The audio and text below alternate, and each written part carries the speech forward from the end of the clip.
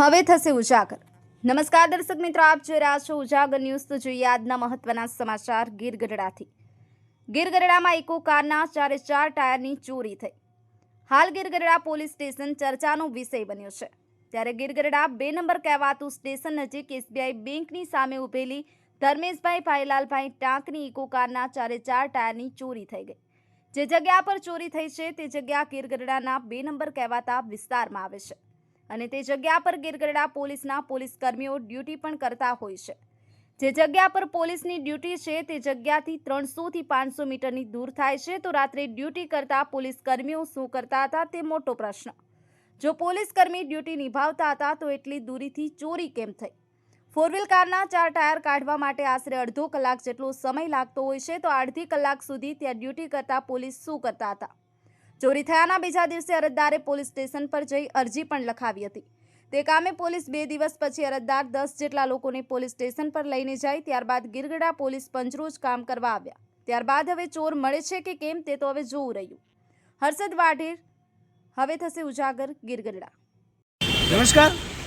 ગીર ગઢડામાં અવારનવાર અનેક બનાવો બનતા હોય છે, ત્યારે હાલ ગીર ગઢડાનો બનાવ એવો છે કે શનિવારના રાત્રિના સમયે હાઈવે ઉપરથી, જે ગીર ગઢડાનો હાઈવે છે, 2 નંબરનું બસ સ્ટેન્ડ કહેવામાં આવે છે, તેની નજીક એસબીઆઈ બેંકની સામે એક ઇકો કાર પડેલી હોય છે, ઇકો ગાડી હોય છે, તેમના 4 ટાયર ચોરાઈ જાય છે। ગીર ગઢડા પોલીસ સ્ટેશનના તાબા હેઠળ આવો પણ બનાવ બને છે કે રોડ રસ્તા ઉપર 4 વ્હીલો હોય છે, એના ટાયરો પણ ચોરાઈ જાય છે। તો અહીંયા સુરક્ષિત શું છે? સુરક્ષિત કંઈ જ નથી। ગીર ગઢડા પોલીસ સ્ટેશનના જાણે હાથ બંધાયેલા હોય, આરોપીઓ તેમના હાથમાંથી ભાગી જાય છે।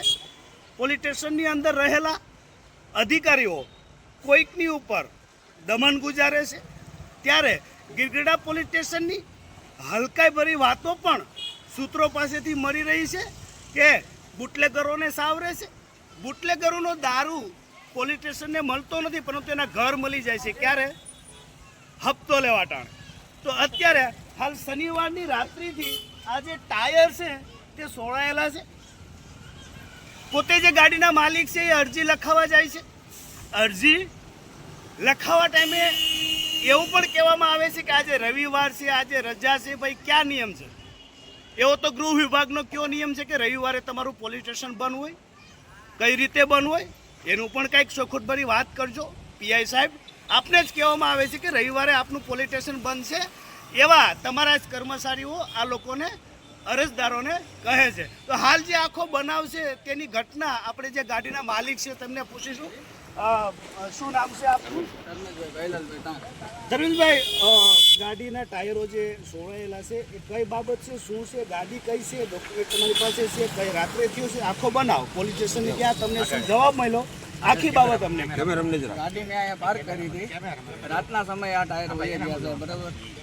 અને રાતના સમયે આ ટાયર વહી ગયા એટલે અમે રવિવારે સવારે ગયા છે ત્યાં, બરાબર? રવિવારે સવારે ગયા એટલે ત્યાં અમે 9 વાગે ગયા હતા, ત્યારે પોલીસ સ્ટેશન બંધ હતું, બરાબર? પછી 10:30 વાગે ગયા। 10:30 વાગે એ લોકો સાહેબો આવ્યા, ફોટા પાડી ગયા છે। પછી રાતે બપોરે 2 વાગે અરજી લીધી અમારી પાસે। પછી અહીંયા કીધું કે હવે કાલે તમારો વારો આવશે એ કે સીસીટીવી કેમેરાનું બધું ચેકઅપ કર્યું। સોમવાર આખો દી વહી ગયો છે, કોઈ જાતની એને અહીંયા ઓલી કરી નથી, બરાબર? એટલે આજ પાછો મંગળવાર થઈ ગયો। એ અત્યારે સાંજના 6 વાગે છે, એ લોકો પાછા અમે ગયા ત્યારે એ લોકો અહીંયા આવ્યા। તમે કેટલા જણા પોલીસ સ્ટેશન રજૂઆત કરવા ગયા હતા? અમે 10 થી 12 જણા ગયા હતા। તમારી અરજી લેવામાં આવી છે? હા, અરજી રવિવારે બપોરે 2 વાગે લેવાની હતી। શું લાગે છે તમને કે ભાઈ તમારી જે ગાડીના જે ટાયરો ચોરાયા છે તમને પરત મળશે? ચોર છે, પકડાશે કે કેવું લાગશે? હવે એ તો સાહેબે કીધું છે કે તમારે ગાડી અહીંથી લેવી તો તમારે છૂટ છે કે, બરાબર? ગાડી મારે લેવી તો મારે અત્યારે મારા પૈસાના ટાયર એમાં નાખવા પડશે, બરાબર? એ તો નુકસાન એ તો મારે જ છે। શું છે અત્યારે? મારે બીજું કાંઈ નથી, મારે ખાલી એક જ વ્યક્ત છે કે મારે આનો ન્યાય જોઈએ, મતલબમાં કે આ કોણ, મારે ટાયર ન આવે તો કાંઈ નહીં, બરાબર? મારે આ માણસ સબૂત જોઈએ છે કે આ ચોરને પકડી શકશે કે નહીં પકડી શકે। તો હાલ આવી બાબતો પણ બનતી હોય છે ગુજરાતભરમાં, અનેક ચોરીઓ થતી હોય છે, ઘણી ચોરીઓ થતી હોય છે। ત્યારે હાલ ગીર ગઢડાની અંદર રોડને જ કાંઠે પડેલી ઇકો કારના ટાયરો રાતે ચોરાઈ જાય છે। સાહેબ, આપના તાબાના પોલીસ સ્ટેશનની નીચે આવતા કર્મચારીઓ અનેક રાત્રિની ડ્યુટી કરી રહ્યા છે। જુઓ, શનિવારે રાતે કોણ ડ્યુટી ઉપર હતું? એ લોકો ક્યાં હતા? અહીંથી થોડેક જ દૂર 500 મીટર દૂર ડ્યુટી કરતા હોય છે ને અહીંયા ચોરી થઈ જાય.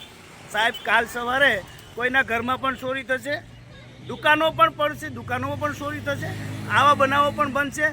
સામે SBI બેંક પણ છે. જો SBIની બેંકની સામેથી જ 4 વ્હીલના ટાયરો ચોરાઈ જાય છે તો કાલ સવારે SBI બેંકમાં પણ જો ચોરી થશે તો એના જવાબદાર કોણ રહેશે?